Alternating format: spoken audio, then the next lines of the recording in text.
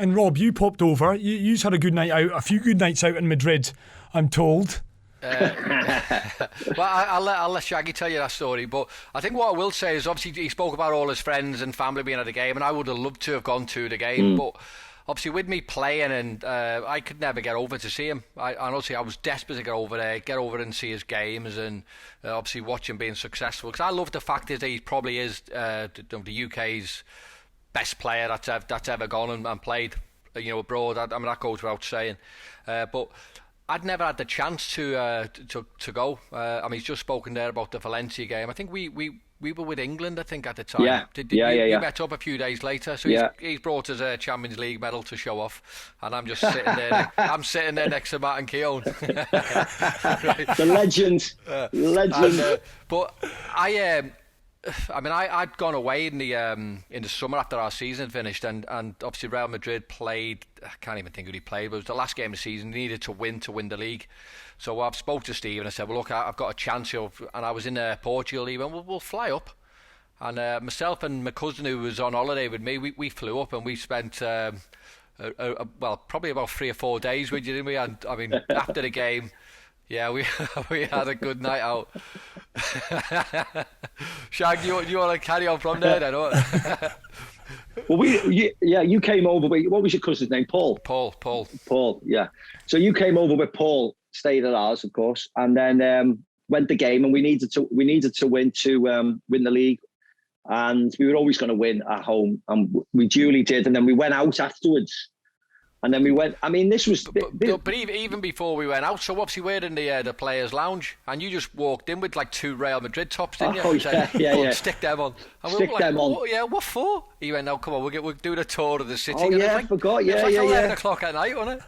Yeah, we were the tour bus was outside, wasn't it? And I said, put a t-shirt on, jump on the bus with us, and we'll go around the city. And you were saying, oh no, I can't do that. I said, it's fine, don't worry about it. Everybody does it. So you put your whatever 2003, 2002 winners t-shirt on. That was the first time I've ever won the league, Dan. Jump on the bus, and then off we go around Madrid at 11 o'clock at night, an hour after the game, an hour and a half after the game, with millions of people on the streets. And they've already boarded up this fountain, Cibeles, where we go around and we celebrate on.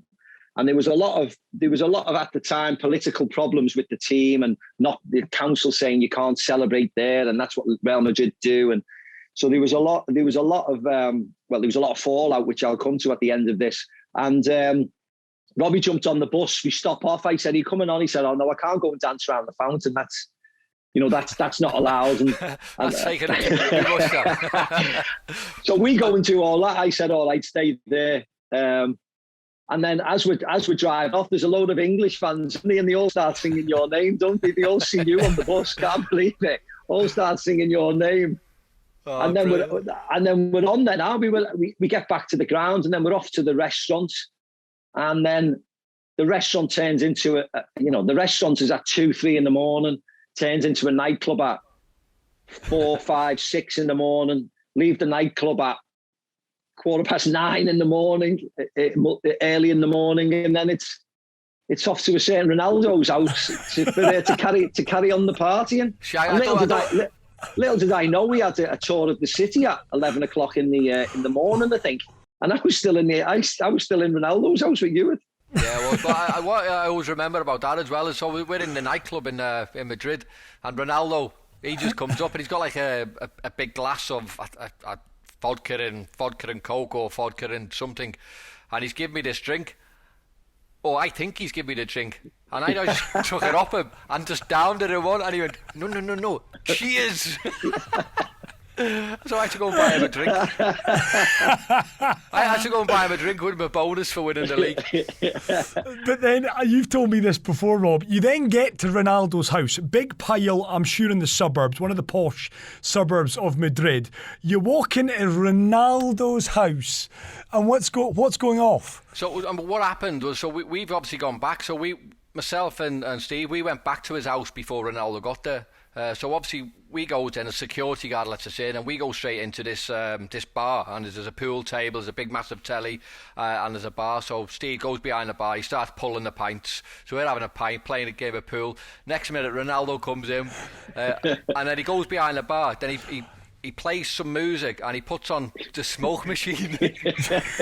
He puts on the smoke machine and these big flashing lights, and then we hear, "Well, loving it, coming at you live from Leeds." And next week he starts playing some DJ from Leeds, and I'm like, wow, what is happening here? Oh, God. One of the most surreal nights I've ever had in my life. And obviously, we obviously had a few drinks there, and then a few hours later, you had to go and do that tour of the city. I never went. The two people who missed the tour of the city were me and Ronaldo. Sorry, hang on, rephrase that. The three people who never went was me, you. Oh, yeah, me and you. Your painted and decorated cousin Paul and Ronaldo.